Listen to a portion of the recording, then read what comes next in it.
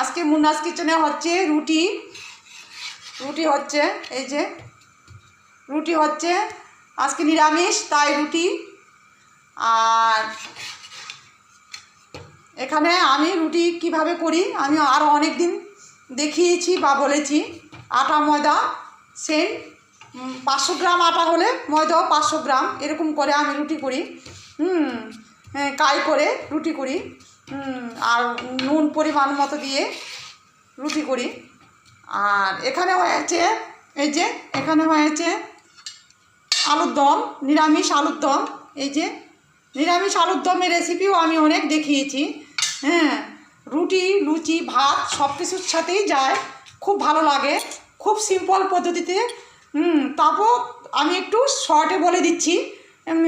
আলুগুলিকে আমি বয়েলিং করে আধু হাতে ভেঙে দিয়েছি, দিয়ে তারপর কড়াইতে সরষের তেলে তেজপাতা শুকনো লঙ্কা পাঁচফোড়ন দিয়ে তারপর আলুগুলিকে দিয়েছি, দিয়ে নুন হলুদ দিয়ে তারপর একটু আধা ইঞ্চি পরিমাণ, আমার এখানে 8-10টা আলু ছিল, আধা ইঞ্চি পরিমাণ আদা বাটা, আর 1 চামচ জিরে বাটা, আধা চামচ ধনে বাটা, 4-5টা শুকনো লঙ্কা আর 4-5টা কাঁচা লঙ্কা সব একসাথে মশলা আলুর সাথে কষিয়ে নিয়েছি।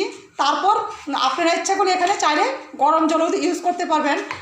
আমি অনেক সময় গরম জল ইউজ করি, আবার অনেক সময় তাড়াহুড়োর মধ্যে আমি করি না, তো আমি প্লেন জলই করেছি আজকে। দিয়ে তারপরে 5-7 মিনিট আমি ঢেকে দিয়েছি।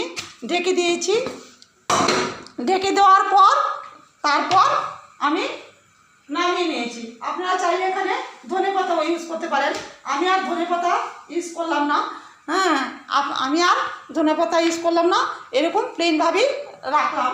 কারণ যেহেতু আমি ধনে গুঁড়া প্লাস তেজপাতা দিয়েছি, এখানে কি বলবো, ধনেপাতা না দিলেও কোনো যায় আসে না, তো আমি এই জন্য আর ধনেপাতা ইউজ করলাম না। আর এখানে হয়েছে দুধ জাল করা, এই যে